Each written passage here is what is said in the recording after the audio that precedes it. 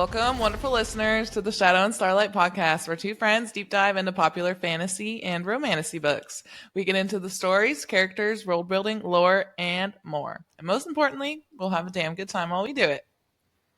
So buckle your seatbelts for this wild roller coaster ride of emotions, magical worlds, and laughs. I'm Kinsey. I'm Kana. Today we're covering chapters 10 through 18 of Quicksilver by Callie Hart. First and foremost, please listen carefully to our content warning. These are adult books we are covering, and neither of us have a filter, so this podcast is rated R and for those 18 plus. Regarding spoilers, if you haven't finished the entire Quicksilver book, please come back after you do so to listen to our episodes. While we are discussing a certain stretch of chapters, we will be doing so with perspective of the entire events of the book. This will help us dive deeper into the theories and really appreciate the foreshadowing of Callie Hart. So going forward, all episodes on our show will contain spoilers for the whole series in question. Next, if you like what you hear today and want more, please come back next Thursday, and next Thursday, and next Thursday, and next Thursday, and every Thursday after that for a brand new episode. It's a baby podcast. We love to hear your feedback to better ourselves and expand our book-loving community. Please feel free to give us reviews, reach out to us on social media, and follow us on TikTok, Instagram, and watch us on YouTube at Shadow and Starlight Pod. Yes. I almost did the finger guns when you were doing like next Thursday, and next Thursday, and next Thursday. And then I was like, no. You gotta maintain some sense of coolness. It's okay. We're all nerds here. Oh, yes, we are. It's just getting worse by the day. I'm like wanting to cosplay now. Same. And I'm also wanting to start a dragon collection, so. Nice. Yeah. All right. As far as announcements go, the whipped cream video that Kenzie had to do for When the Moon Hatched Trial by Trivia Loss is up, and it's hilarious. Her sister was waiting for this moment her whole life. So go check it out on our Instagram. And the next announcement, so after we finish up Quicksilver, we have 3 more episodes after this. We are going to be doing the Empyrean. Woohoo. So we're going to be doing Fourth Wing, Iron Flame, and it's going to time exactly to where Onyx Storm releases. So right as we finish covering Iron Flame, we're going to do Onyx Storm coverage right as it releases. I'm so excited. It's finally getting closer, I feel like. For so long, it's been like a year away. So far away. Now we're like, 3 months or something? Yeah, I'm excited to do my reread. I'm so excited. So this will be my 3rd time going back to read Fourth Wing. I'm excited. I feel like I am an expert because I've listened to the dramatized audiobook like at least 10 times. All right. To kick off our episode, Kana's going to lead us through our Shadow and Starlight synopsis, aka her unhinged summary detailing the events of these chapters. After brunching together, Everlane and Ceres head to study at the library. Not only does she learn the lowdown on alchemy and Quicksilver, she also learns the complex dynamics of the inner circle and just how big her and Fisher's age gap is. In the Forge with Fisher later, she also learns just how big something else is, too, according to him. For her training, Fisher uses an unconventional but effective method to teach Ceres how to control the Quicksilver, setting it in her hand where it burns until she learns how to command it. After doing so, she punches him in the face. The start to any great love story. The girls are back together in the palace later, and we learn that after Fisher got punched, he picked up a screaming Ceres like a sack of potatoes and kicked in her bedroom door, dropping her off and saying, "Bad human." Finally, Lane divulges to Ceres that her and Fisher have the same mother. Fisher's father is apparently dead or chillin' in Sylvan somewhere, and also might be a traitor to the Fae, ? Considering his Bellican buttface that's blaming him, and that he also married Fisher's mother after making sure her wealthy husband disappears, I'm not inclined to believe him at all. Sounds a little sus, if you ask me. During her next alchemy lesson, Ceres begins to scheme her escape. Once again, in the Blazing Forge, Ceres can't stop herself from eye-fucking a sweaty Fisher who knows exactly what she's doing. Fisher continues to push every single one of her buttons, but he does teach her about relics. Just when they are about to make one, enter Onyx, you cute little fox. Just like me, when I see a cat anywhere out in the wild, I gotta pet it. This results in a new furry bracelet attached to Ceres' arm with its teeth. But after the two bond about how annoying Fisher is, Onyx lets go and the two become fast friends. Fisher must have felt a little bad because he does conjure up a little cage and a meal for Onyx and some pants for Ceres to wear. While they work, Ceres admires his inked body and begins her escape plan, asking to touch his pendant and almost touching other things. Hard things. Speaking of, first kiss scene. Woo! The kiss to end all kisses. Hot, hot, hot, hot, hot. Did I mention hot? Don't ask me how many times I read this. And then also, don't ask me why I blush every time I hear the word nectared.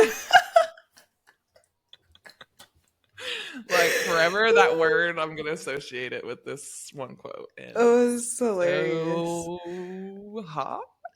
I remember when you were waiting on me to read the book and you were like, it's this one scene you got to get to. And I'm like, I got to this scene and I was just sending her so many like screenshots like, is this it? Is this it? Is this it? It was such a like heavy packed scene. It's nice. Yes, I was like, wait till you get to this one specific line. And then you sent me another one. You're like, is this it? And I was like, no, honey. And then you got to the nectar one and you were like, oh, this is it. And I was like, yeah. Yeah. All right. Kissing Fisher was a win-win situation.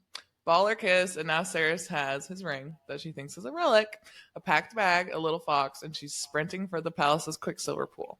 An angry and hungover Fisher shows up in time to save her from a relicless portal journey and is pissed because she broke his no physical exercise rule.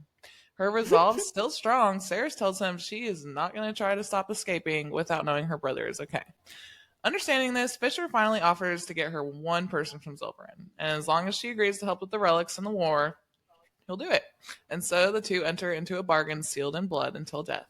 Like Pharaoh from Akatar, she might want to consider the exact language of this bargain before agreeing to it, but you gotta learn the hard way sometimes. Fisher leaves to retrieve Hayden, and Ceres cuddles with her new fur baby, Onyx. Fisher returns with Hayden. Wait, nope. Swifties cheer everywhere. Carrion's back in our story, everybody. I'm so excited. Woo! Fisher almost died retrieving who he thought was Ceres' brother when he tracked her bloodline. So it's Carrion or nobody else for Ceres. She follows him and an unconscious Carrion to the stables, Fisher informing her that due to his exact wording of their bargain, she is now held by blood oath to assist him in any way she is told. When the two begin their escape from Bellican Buttface, Carrion dangling like a limp noodle on the back of Fisher's horse, getting whacked by trees and almost getting bitten by Ceres' horse. Poor guy. The three trek on in the dead of night in a haunted forest, the Wickerwood. And I'm not sure why, but it was cracking me up that Fisher's horse is named Bill. I was like, we can't even get like a Fae name. It's just Bill. Bill. It just seems so out of place for me. But anyways, such a glorious thing. They come to a rundown tavern, leaving poor Carrion to slum it in the stables while they grab a beer in a bar abuzz with different magical creatures. Ceres learns that they are going to Kalish, Fisher's place of birth that is on the edge of Avelia. Oh, and it's basically a war zone. Oof. Ceres curses the day she ever stole that damn gauntlet because she is now trapped in a totally different world with her ex. The last of her family might be dead, and also she's trapped in a blood oath with a shadow daddy. I'm like, on the bright side, at least she's hot, girl. Come on. Ren arrives to inform Fisher that he's basically screwed. Lane is pissed, and so is Bellican, considering he kidnapped his prize alchemist and took the Alchemirian sword Solus. When the tavern guests start murmuring about Kingfisher and Brenfus or Rithian, they're like, we gotta get out of here. On their way out, several patrons come to toast to Fisher and Renfus's feet, which is apparently an honor since he is a legendary commander who has saved many lives over the centuries. Fisher storms out and disappears while Ceres tries to reconcile the Fisher she knows at this point with who the patrons were just toasting to. The crew travels via Shadowgate to Fisher's family home on the Evelian borderlands. After a nap, Ceres awakes to her ex, seeing that recent events haven't exactly dimmed his personality. He does have a few questions, starting out with where he is, why he was kidnapped, and where the fuck his other shoe is. He informs her that Hayden not only has a job, but he has a home and extra water, thanks to him. Satisfied with this knowledge, Ceres explains all that has happened, to which Carrion responds, "You kissed the guy with the bad attitude and creepy sword?" God, I love this man. Callie, I'm begging you for a spinoff, please. Fisher shows up, convincing Ceres to come with him and work on relics so he doesn't have to use the blood oath to compel her. Ceres watches a fire sprite cry over Fisher's arrival, perplexed again. The two show up to the forge, and Ceres asks him questions, like a toddler that just learned how to say why. After answering as many as he can tolerate, he shows her the 15,000 rings she's supposed to turn into relics. She's obviously pissed, but she gets no sympathy from him. While Onyx has a jolly little frolic in the snow, Ceres locks in to make some relics using her own version of the scientific process. After no success, she runs into Renfus, and the two begin building their friendship. He lets her know that he has Fisher to get to know her a little better, so he set them up on a little dinner date with the quote, "slipperiest bastard alive." Later on said date, they banter and argue, and Fisher is wearing that green shirt that Kenzie mentioned last episode, really bringing out his eyes and making Saris lose focus. They both attempt to keep their pants on while Fisher explains the lack of silver and Bellic and Buttface's lack of help in the current war. Fisher informs Saris that she marked him up with her scent on his lap, causing him to recognize her scent on Carrion, not noticing that it was not a familial bond. Before Saris can process this, feeders emerge into the dining room. We learn just how terrifying and deadly they are and are treated to some Saris and Fisher badassery. This stretch of chapters ends with Fisher carrying out a wounded Saris. Ooh, yeah. I love that. Oh, I'm so excited. I love talking about this book. Yes, it's just going to keep getting better and better. Dude, I hate that they literally just left Everlane with no warning. I know. It really was Fisher's fault. It was really Fisher. But also, they did have to get out there. Yeah. I guess. It was kind of sad, though. It was. Especially knowing when she comes back into the story. It's like, damn, we really should have stayed and helped her. Yeah. Now that we're finished with the summary, time to head into our chapter chat section where we will discuss all notable things in this stretch of chapters, including theories, foreshadowing, and more. The first bit of foreshadowing that we get, and we do get quite a bit in this stretch of chapters. I feel like I missed a lot of this on my first read, but let's talk about the triumvirate. That just sounds so weird. I know. It sounds like you're not saying it right, but you are. Yeah. So, as we know, King Madra, she rules over Zilverin, and she's ruled over Zilverin for many centuries. However... You said King Madra? Because she's a bad queen, so I'm going to call her King. You never know. She could have something else down there. Anyway. So as we know, Queen Madra has ruled Zilverin for many centuries. And I don't know about anybody else, but on my first read, I never thought to question how she's been able to keep her crown this long. I don't know. I just overlooked that, it's just weird because, I mean, it's a big old red flag just waving in front of our faces. Quote, "We don't know how she did it, but yes, Madra should have died centuries ago. It must be some form of magic," end quote. I love how Callie Hart just drops these hints here. Like, the readers as well as the characters in the story are clueless on how Madra has even been alive so long, even though she's considered to be a human. They refer to her as a human. Everlane calls her their human queen multiple times. So we're under the impression that she's a human. Well, we are mistakenly wrong. We are way wrong, because how foolish of us to think that some type of witchcraft going on here that she's been living for so long. No, Madra, along with every other main character in this book, is a fae. And we learn this after her reappearance later on in the book. She and King Bellic and Buttface, along with the stupid vampire king, who weirdly reminds me of the guy with long hair. Dude, do you remember the guy from the council in Twilight? The one with the long hair? This is who he reminds me of. Yes. Okay. Thank you. I'm going to picture that. That's how I picture him, yes. That's perfect. So, Madra, Bellic and Buttface, and Malcolm, the king, the vampire king, they're all siblings, and they refer to themselves as... So, when the portals between these realms closed, Madra took over Zilverin and ruled there until the portals opened again and her siblings retrieved her. Again, I think this is genius on Miss Callie's part, because we weren't really expecting her to be one of the main villains in this story after Saris is taken away from Zilverin. Yeah, I also didn't expect them to be actually working together. Like Pelican, Malcolm, and Madra. That was a shock to me, and I really did overlook on the first read too. She's so old, and it's obviously a red flag. But there's so much other stuff happening. I was just like, nah. Yeah. It was so weird that they were working together, because she seemed like she was so afraid of them. It seemed like they were afraid for the realms to open. Like, her and Heron were freaking out about the realms opening. They were so afraid of what was on the other side. And then, boom, they're all actually... a team. I really like that in the writing. It was a plot twist I did not see coming. Yeah. And I love that. Yes. Now we're going to briefly touch on Everlane's grief. So, though it may seem lovely that our girl Saris got a new buddy, she isn't featured for much longer. So let's deep dive into her character while we still have a chance. So, up until this point, we learned that Fisher and Everlane are siblings, and we learned that their mother died giving birth to Everlane. Even though Callie emphasizes on Fisher's mysterious past and trauma, we also get a very vulnerable scene from Everlane. Quote, "According to the king, everything's always Fisher's fault, but our mother's death wasn't because of him, it was because of me."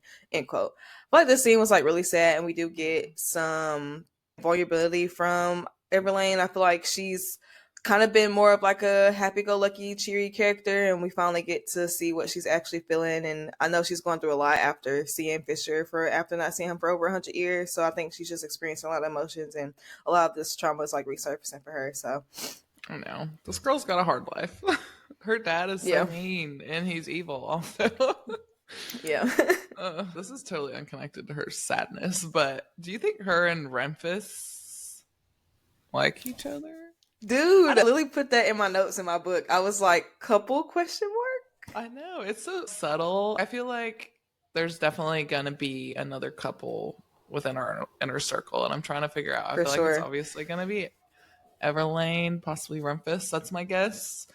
I feel like Carrion, I don't want him to like date someone in the inner circle. I want him to like keep living his best fuckboy life for my own entertainment. So I'm shipping Everlane and Renfis. I do think I put that in my notes about Everlane and Renfis. I was like, it was the one quote where he was talking about forgiveness for Fisher or something. I don't remember, but it was like the way he worded it, and I was like, Yeah. I think Carrion and that one girl, the feisty one, the one from the work camp, and Sirius liquefied her sword. Dania? Yeah, I feel like they're gonna be interesting. Ooh, I feel like they might be a thing. I'm really curious to see where all these relationships go, because there's just so much that happens in this book, especially Everlane's story. Like, she literally gets turned into a vampire, and she's like beholden to Malcolm ? So I'm like, how is that gonna come into play? All right, the next piece of foreshadowing we're going to talk about is the history of the Dianathus family and how Belican basically killed them all, or he thinks he did. So we touched on this briefly last episode, but I wanted to read this quote to start us off. Quote, "The last time he touched the sword, he used it to murder the true king and the whole fucking Dianathus line." I just love how Belican thought he just ate with this and off the whole family line, but little does he know, little Dianthus still lives, and now he's in Evelia. So shit's about to get real interesting. Yes. I also love that Fisher took the sword from him, because he's pissed too that Belican used the sword to kill the true king and the whole family. Yeah. That's so cool though, because wait, did Carrion get the sword at the end of the book? No, not that one. He gets a different one, and he names it Simon, remember?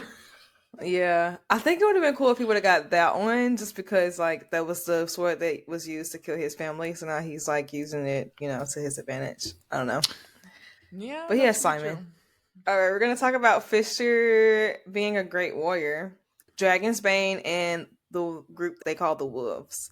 So after Fisher hijacks a very talented alchemist and takes her to a bar before they depart to Kalish, Fisher is recognized by other Fae present. They begin to tell war stories of Fisher and praise him for his sacrifices. One man referred to him as Dragonsbane. Interesting.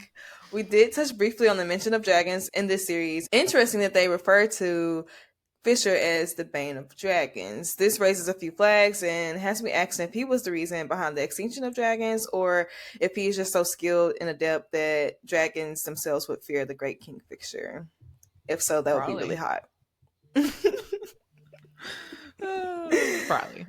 I love like learning all of his nicknames like towards the beginning, and then as the story unfolds, we're learning the meaning behind each nickname. Yeah. It's cool. I love yeah. So another male continues to fawn over Fisher by saying, quote, "My cousin fought with you and your wolves at Agent Sky, and the way he described you, you're the Kingfisher, and you can't be anyone else," end quote. So they continue to tell these various stories about the great adventures of Fisher and express their gratitude for these many deeds. The scene also introduces Fisher's group of fearless warriors, and they're known as the Wolves. And of course, Fisher is their leader, and this is why his neck plate that has a wolf embedded on it is featured so much up to this point. Can this man get any hotter? Shit. I was gonna say he's reached maximum hotness, but that's because I don't think so. The spicy scene, and I'm like, can't get any hotter than that. If it does, I don't think so.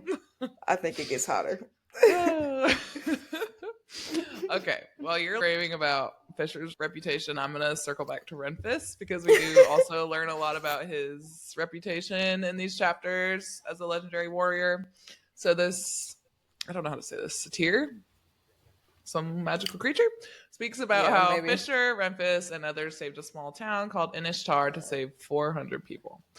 And while we're talking about this man, I just love how kind and compassionate he is to Ceres. Like, especially knowing that he's this brutal warrior too. I'm just like, oh, I love that, like, both sides of that, and it really just speaks to his character and also makes my panties drop. We also learned some more about Ren's magic, which we really haven't heard much of to this point. So in Fisher's estate, he tells Ceres that Ren has magic that makes Ren able to enchant doorways, making them able to enter the forge through a doorway even though it's located outside the house, which is kind of cool to me because Fisher's not able to do that. So I'm curious to learn more about the different kinds of magic and abilities of just the whole world in general, and especially the inner circle. I'm just wondering what different abilities all of them have, because I feel like the magic's pretty varied here. Yeah, I feel like this is when we really start to get more of like the magic system and understand the different methods they use as far as their powers. And I did think this was cool how he can just create these weird like passageways to make a doorway seem like it's in one place, but it's actually like somewhere else.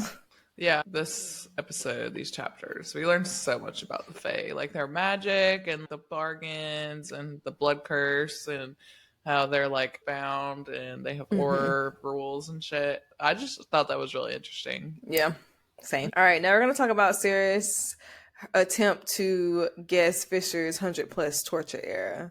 So since she's entered the Fae world, Ceres is just full of questions. And I mean, granted, like whole new world Fae that she didn't think they were real. She tries to question Ren about Fisher's past while he isn't there. Everlane and Ren have mentioned a few times they haven't seen Fisher for over 100 years, 110 to be exact. And she asks, quote, "You said you haven't seen him for 110 years. Where was he?" Then she thinks, quote, "My permanent guess, he got stuck in the pool when the portals were sealed," end quote. Close, but not quite. I think this was Callie's attempt to get our wheels turning and to try to figure out what exactly happened to poor Daddy Fisher. And we will soon learn that he spent over 100 years with Malcolm in his vampire realm working to find a certain coin that'll undo a certain bargain. Ren also reminds Everlane that Fisher was in there for that long and that he has no home or welcome in Evelia, when reminding her to be patient with his grumpiness. All right, we're also going to talk about bargains in this because this is an important dynamic of her and Fisher's relationship and also key to the Fae in this world. So Callie really hints towards the fine print when we're talking about bargains. Like, you always need to make your intentions clear when bargaining amongst the Fae. So if any of us ever end up in a Fae world, that's the first thing you need to remember. Words can be manipulated and a bargain can easily go wrong if you don't pay close attention to the fine print. And I was actually disappointed with Fisher in this stretch of chapters. After he low-key tricked Ceres into the Blood Oath so she could make his warriors relics. I get the stakes are pretty high, but again, I was just, I don't really like when males take away free will, even though it wasn't terrible. It could have been much worse, but this really does raise problems for their relationship later on, understandably. Just know that him robbing her of her free will almost ends it all.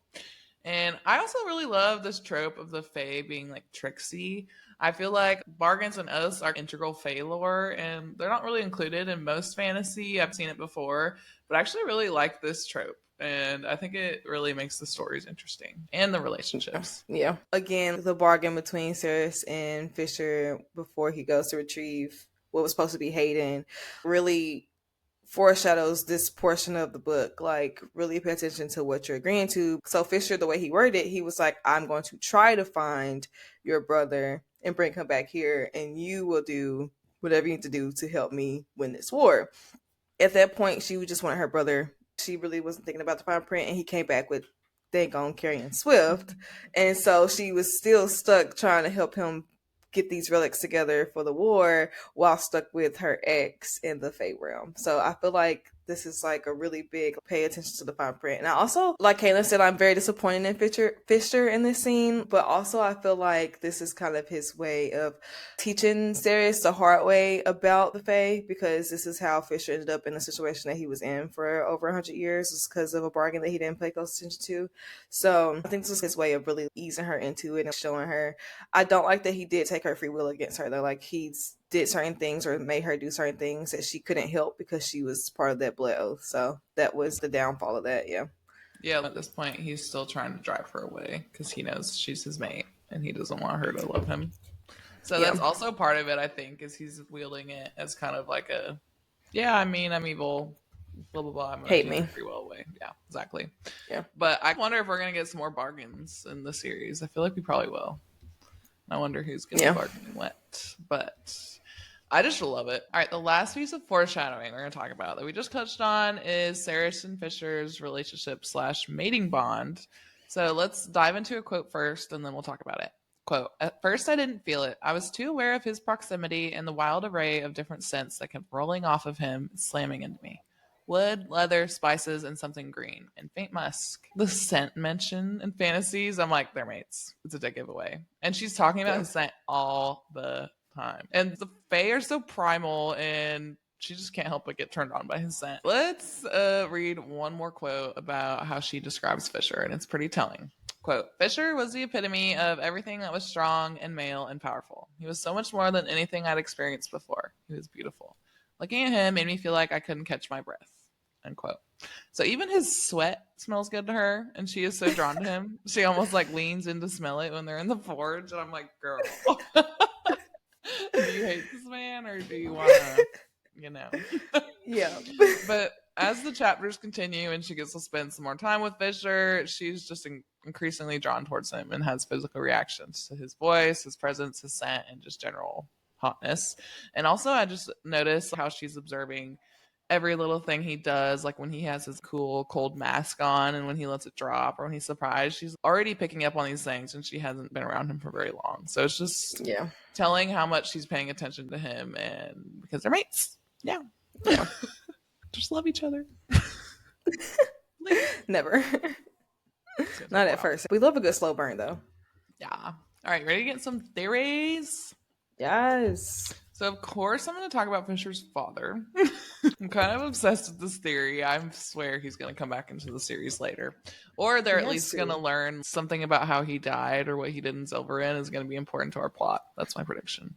Yeah. But anyways, we do get some key insights on his disappearance and also Fisher's life afterwards in these chapters. Quote, "When Fisher was 10, the king sent him on a mission to Silverin. He never returned. That's when the gateways were stilled. The king said that Finran, Fisher's father, was responsible for the Quicksilver stilling and declared him a traitor." Another quote that's connected to this. "My father and Belican had a long history. He saw what Belican was planning long before he murdered the royal family and stole the crown for himself. He took precautions and warded his lands. He was powerful and his wards were strong." So as long as Fisher lives and carries on his father's line, that's the explanation we get for why the wards are still up around his family's estate. And I was just thinking about this. I was like, maybe the wards are still up because Finran's still alive, but maybe it's just because Fisher is. I don't know. That was another moment where I was like, maybe he's still alive because the wards are still up. But I do wonder if Finran ever returns. I'm assuming he will want revenge on Belican and may work with the gang to end the triumvirate. That would be an interesting dynamic between Fisher and his long-lost father if he does appear back into our story. And I've been predicting maybe some hostility from Fisher, even though it wasn't his father's fault. Like, it's obviously Belican's fault that all this happened. But I wonder how him and Fisher's relationship is going to go. Could be interesting. Yeah, I think Finran's story is one of the things I'm still always super confused about, because it says he was trapped in Silverin. So, like, how do we know if he died or not? You would think that he would still be in Silverin somehow because he was Fae. So it's like, how did he just up and die in Silverin? I don't know. It's really weird. And I think that Fourth Wing and Iron Flame taught us a lot about wards. So I think that you're onto something with the wards are still up. So this has to mean something. Yeah. But yeah. I don't know. I feel like it's mentioned so many times at this point already to not circle back in our story. And also, if Finran is actually Elroy, that would also make the dynamic even more interesting because Saris like knows and respects and loves him. So if that was actually Fisher's father, that would be interesting. It would be weird though, because Elroy was in love with Saris's mother. So that would also be like kind of weird. I didn't think about that. That would be so crazy. Like, she's Fisher's mate, and she knows Carrion, who's also a Fae from that world, who's connected to Fisher's family, and also from Evelia. And possibly Elroy is as well. That would be crazy. I just feel like it's very fated destiny. She's predicted to be Fisher's mate by his own mother, and she knows all these Fae and Silver in this huge city. I'm like, what are the chances? I'm curious to see where Hayden falls in all this, too. I definitely think they're half siblings, or possibly. I don't know. I feel like, well, okay, Hayden at first sounded like just a regular bland human name, but it's pretty close to Hadian, who was also a Fae in our last book coverage. So I don't know. Maybe. Maybe. I know too many people named Hayden out in the real world. I'm like, person name you. All right. The next theory we're going to get into is the Corcoran gods. I don't know. I just noticed in my reread at this point in the book, the Corcoran and the gods have been mentioned so many times. And I'm like, okay, I feel like this is going to be important. And I'm also theorizing, where did the gods and the Corcoran go? So Ceres asks this, and Everlane begins to answer before she cuts herself off. Quote, they set off on a pilgrimage thousands of, another time. She never finishes. We never get to figure out where the gods went on their pilgrimage. Interesting. So this was definitely a moment. I wish Lane could have informed us. And it feels really pointed also that she cut herself off from finishing. It gets our wheels turning, but we're not going to get the full answer yet. So I definitely feel like this will connect to our story / plot later on. So yeah, keep that in your brains. So I think that Everlane's constant feeding us little information bit by bit and not finishing it is, yes, a way for Callie Hart to really get our wheels turning. But I don't know, it's kind of making me question Everlane because she has all this information and she's just not giving it up, or like she's like acting really weird around questions and history. I don't know, it's weird. I'm interested or intrigued to see what role she plays in the second book. I feel like she at some point might, I know for a fact that she's hiding something. I don't know what. I feel like she's hiding something. I'm curious to see if it's to help our inner circle or if it's going to be against our inner circle. Ew. I never thought she was like hiding something, but it could be. You really never know. I mean, we don't get much of her in the whole book. It's just at the beginning and at the end, and not even really at the end because she's preoccupied. She does have motive though, so she has lots of motive. She does, if it comes to that. All right, let's hit our favorite and notable moments. Kenzie, you start. Okay, the first part that just had me like kicking my feet and giggling was the mention of volleyball. Aside from the fact that Kana and I met after she asked me if I wanted to get combat lessons, we were in a volleyball gym. So that's how we met, like volleyball. So I felt like this was really cool that volleyball was mentioned in this stretch of chapters. Callie Hart mentioned Fae women volleying a ball back and forth over a net. And I just thought this was so cool. And if we ever interview her, I need to ask her why she added this small detail. I want to ask her if she's played volleyball. Like, what made you just throw that like human thing, like that human sport inside of this Fae world? Like, what made you do that? And I think that Fae women would be actually really great at volleyball because they're so tall and they're probably like stupid strong. They can probably jump so high. Yeah.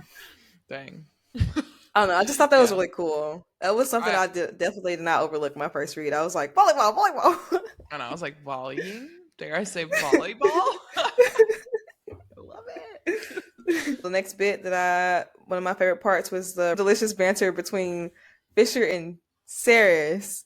And part of the reason why I love Fisher so much from the beginning was his teasing of Ceres. I love that. I feel like, okay, so this is my way of flirting. I feel like I'm like a teaser, and I feel like I'm like kind of mean and just playful, I guess, in a way at first. So this was one of the reasons why I really liked him at first, because I can tell he was flirting with her, because this is just like, I don't know. I feel like that explains a lot about why you like this guy so much. Yes, he's my type of flirt, for real. Yes, for sure. Unlike Khan from When the Moon Hatched, Fisher is trying his best to ignore his feelings for Ceres, and it's so fun watching him epically fail. Kana is going to touch on this as well, but their time in the Forge is some of my earliest favorite moments of them, and I'm pretty sure Fisher fell in love with Ceres when she punched him in the face. For sure. And I absolutely lost it when he called her a bad human. Like, she's not a dog, sir. What? I laughed so hard. He's like, bad human. Especially after he just throws her over his shoulder and he lets her in her door. It's just, the whole thing is hilarious. But this is my like absolute favorite. It's probably like my favorite part of the book, like the entire book. Just like such an epic line. Like, why? This book is definitely funnier than When the Moon Hatched, for sure. Yeah. I love some good humor. It really lightens up the death and destruction of the fantasy world. It does. So much going on, and you just get a good laugh, so it just makes everything so much better. It really does. And one of my favorite quotes from this stretch is, quote, "Are you thinking about running? Gods, I hope so. I'll give you a head start if you like. It's been an age since I've hunted anything," end quote. You know, I love that. I love the fact that Fisher just wants to hunt her. He's just so dark. I don't know. I'm just so toxic, I guess. I don't know. It's just weird. Like, yes, chase me. That's not toxic. Well, I mean, we'll get into this in therapy later. My next favorite part was the Kyrian and Hayden mix up, but I don't know if Candace's going to talk about this. I'm pretty sure she is, but for some reason, I just had a feeling that something was going to go wrong when Fisher went to go grab Hayden from Zilverin. I was like, he's about to bring either the wrong person or he's going to come. I don't know. It was just so weird. I just knew that something's going to mess up, but I did not expect him to come back with Kyrian. I said Smith. Kyrian Swift. I did not expect him to come back with Kyrian Swifties. Swift. Talk about a plot twist. Literally, I was not expecting that. Especially one that was like so well explained, because after he breaks it down, he's like, "You got your scent on me. I found your scent on Carrion. I thought it was your brother." And I'm like, okay, that makes so much sense for such a big plot twist. I just thought it was great writing. Yeah. I think this also makes sense now that we're like rereading it. We know that Carrion is actually Fae. I think it makes sense now how he just fit right in. He never had any problems fitting in with the Fae. He never cowered to the Fae. He was still his joking self around them, even when they were like, "Dude, like you better chill or I'm going to like knock you out." Like he never, ever, ever cowered to them. And this was like the start of me actually liking Carrion. And I, like you said, found it so funny that her scent was all over him, and we do get like some foreshadowing towards Fisher's jealousy coming up, and I love that. Yes. The jealousy is yummy. All right, my favorite moment shockingly does not start out with Carrion. It actually starts out with that cute little fox Onyx. Can I pet that dog? Can I pet that dog? Can I pet that dog? As someone who loves her pets, I love when the main characters have like a cute little pet in fantasy books, from Fleetfoot to Syrinx to Knee and all the little dragons that are basically cute pets in my brain. My little heart can't handle the cuteness. And I just love it. Brings like such a lighthearted element to the story and something so cute and sweet. And I also just feel like the fox suits Ceres's personality very well. And it's just cute. So win-win. My favorite moment from Fisher and Ceres's interactions in these chapters is when she punches Fisher. This whole scene, I just loved it, from the banner, the sexual tension, the mystery around the Quicksilver saying Anarath more, all the way up till she punches him in his face. And it's even funnier, like we were just talking about how he dumps her in her room and is like kicking her door, just like bad human. I also said like she's a dog, because that was clearly we both thought that was very, very funny.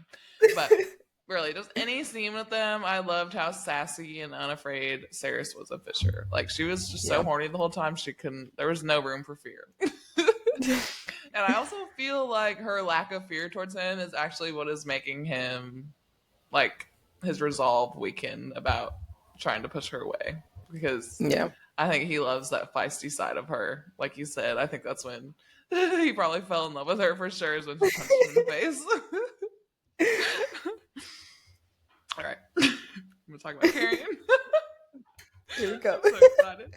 And first I want to talk about his career as a saddlebag.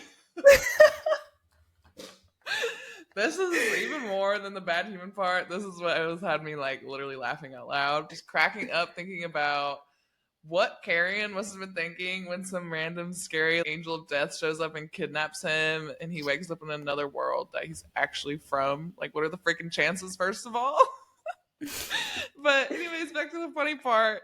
I was just dying thinking about how he was like Limp Noodle on Fisher's horse, just bouncing around while he's totally unconscious, and his boot is missing, and like, oh my god. And they just like, throw him in the stables. He's just chilling. He's chilling on the back of Bill. Like, not even a cool horse, a horse named Bill. Fucking Bill. And then Ceres's horse wants to bite him. He's really having a rough time. But anyways, I was just so happy that Carrion is back in our story. Like I just said, such an unexpected event on my first read, and it really livens up just the comedy and all the character interactions. My second favorite Carrion moment was him and Ceres's first conversation in the Fey realm. I don't even know where to begin, but he was just so unbothered when Ceres first woke up. He was just like cracking jokes, insisting she thank him for pretending to be Hayden so the quote psychotic monster wouldn't kill him. And this is so funny, but it's also kind of sweet. Carrion Loki was ready to sacrifice himself because he know how much Ceres values her family. So he obviously does care about her on like a friend level, not just a, level. But not only did he do this, after Ceres left, he got Hayden papers to live in a different ward, a whole ass job, a place to stay, triple water rations. So that again is showing how much she actually cares about Ceres to take care of the one person she loves. And their dynamic is just so funny and continues to be for the rest of the book. I think on my reread and deep dive, I'm figuring out all the little details that explain why I have this obsession with him. And I feel like Carrion is one of those guys where even if he wasn't hot, he would make you laugh so hard your panties just gradually fall off. But he is hot, so it's like double whammy. It's over. Yeah, he's really cool. This is again like when I really started to like Carrion, because I feel like when he first introduced, we're like, I don't know about this guy, but when he pops back up, he's surprised. Like, I don't know, it's cool. He was just so unbothered. Yes, I love it. I love their friendship. I can't wait to talk about his bath next episode. I know. I'm so ready to talk about it. I already put it in my favorite moments. All right, folks. Time to close our chapter chat section and move on to our myths and magic portion, where we would dive into the mythology that inspired Quicksilver, as well as explaining a world-building topic. Today, we'll be explaining the alchemy and Quicksilver of this book. Feel free to skip ahead to our mini-series if you feel like you're already an expert. Yes, so our mythology portion, we are going to be talking about a history of alchemy in our world, so not in the Fey world. So before we get into the specifics of how alchemy and the Quicksilver work in the book, we're going to first talk about the history of alchemy in boring old reality. So the word alchemy itself comes from the Arabic word alchemia, likely derived from the late Greek word chemia. No idea if I'm saying this right, by the way. Meaning art of transmutation. Alchemy is basically the forerunner of chemistry based on the transformation of matter. So very much like in this book. So she derived a lot of the principles of alchemy from where it originates in our world. In alchemy, the magnum opus or great work is a term for the process of working with the prima materia, which is the primitive formless base of all matter, aka the quintessential element, aka the ether, to create the Philosopher's Stone. So hang with me here. I'm going to explain all that. So the Philosopher's Stone is a mythic alchemical substance capable of turning base metals into gold, and some even believed it could be used to make an elixir of life to achieve immortality. So for many centuries, this was the most sought after goal in alchemy. Achieving the Philosopher's Stone was the central symbol of alchemy, symbolizing divine perfection and the ultimate goal.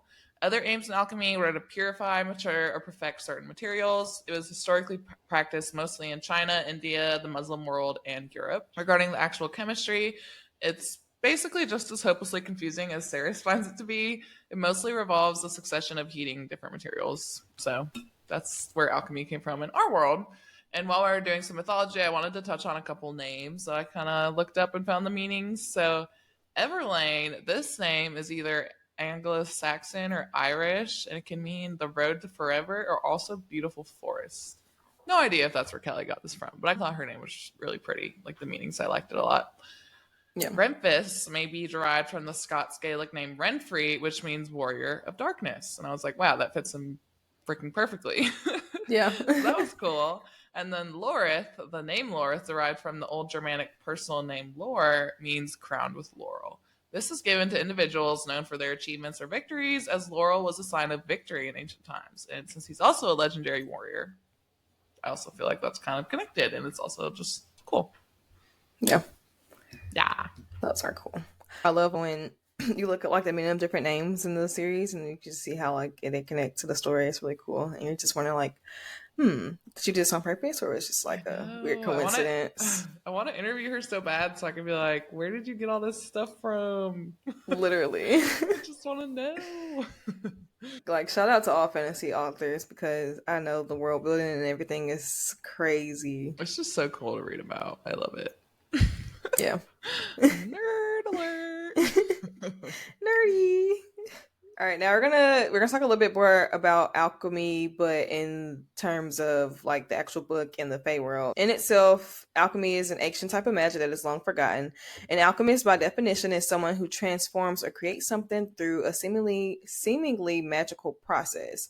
Specifically, in this series, alchemists were the masters of the Quicksilver, most only being able to command objects made of at least 5% Quicksilver and forge things into powerful weapons and relics. However, Ceres could command objects with only just a trace amount of Quicksilver in it, making her the most powerful alchemist ever documented, which is super badass to me. We also learned that there are 3 levels of alchemists in this series. And I think this really relates to the actual human history that kind of just went over. So in this series, you have the alchemists who sought to discover a path to immortality, the ones who sought to create and invent things by transmuting various metals and ores, and the Fae who sought to cure illnesses and disease. I feel like these are the equivalent to the healers and the scribes and the Roonies from When the Moon Hatched. I've always liked the underrated magical beings in the series. I don't know, because you have these badass warrior Faes, and then you have the alchemists who can assist in war. They're not doing all the fighting, but they're assisting nonetheless. I think this is really cool. I don't know. I would definitely be an alchemist if I was in this series. I wish I could be a cool warrior, but probably not gonna happen. Too clumsy. I just think it's so cool, like the premise for the book based on alchemy and Ceres' story. Also, everything you just explained really connects to the history of alchemy. So Callie obviously did her research, and I just find it really interesting. It's very unique. Okay, now we're going to touch on the history of alchemy in our Fey world. So, while alchemists used their gifts to transform compounds into precious metals to fill the royal coffers for thousands of years, eventually they discovered the Quicksilver. And along with that, they also made the discovery of the portals in the different realms, able to be used for travel with the use of relics to protect the body. So, let's talk about the Quicksilver in the pools. When one pool of Quicksilver is activated, all Quicksilver everywhere is activated, joined by a little ribbon of energy. To travel in the pools, one just has to fix their intentions on a place they want to go, or the kind of place they want to go to discover new realms.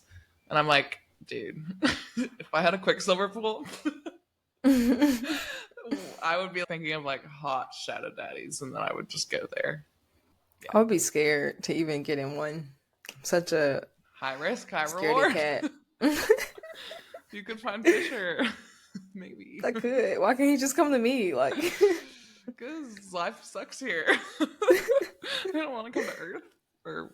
I know. All right. So Quicksilver is only able to be manipulated by alchemists and was believed to possess low levels of sentience and pushes living things beyond the brink of insanity. We know that to be true because the Quicksilver is actually talking to Ceres a lot of the time, sometimes even laughing at her. So it's very sentient.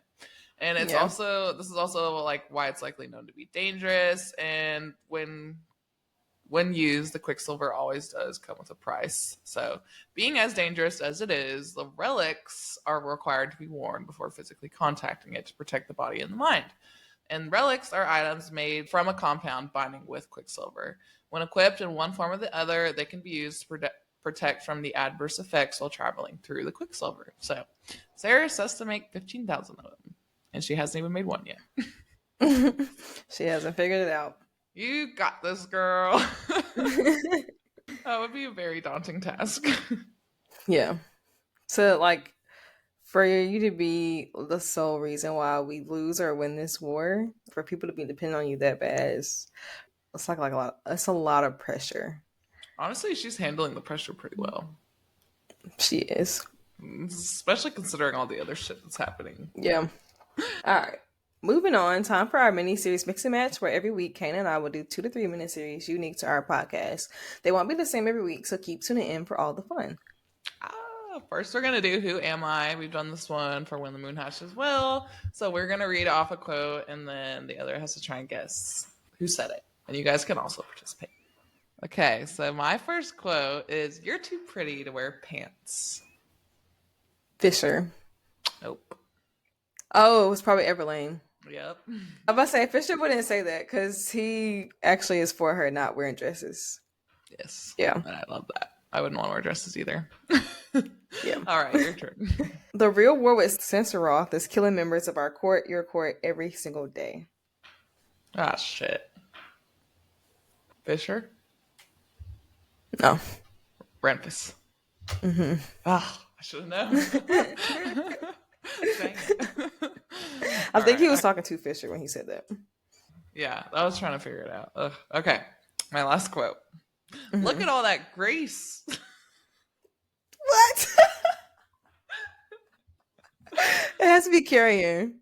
No. What? It's not Carrion? What? Who the hell said that? It's Rosarius, the librarian. Remember when Fisher's eating in the library and Rosarius is like, oh my god. Oh. Look at all that grace.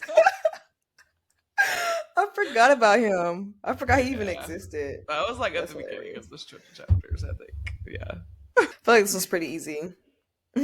Are you thinking about running? Gods, I hope so. I'll give you a head start if you like. It's been an age since I punted anything. Fisher!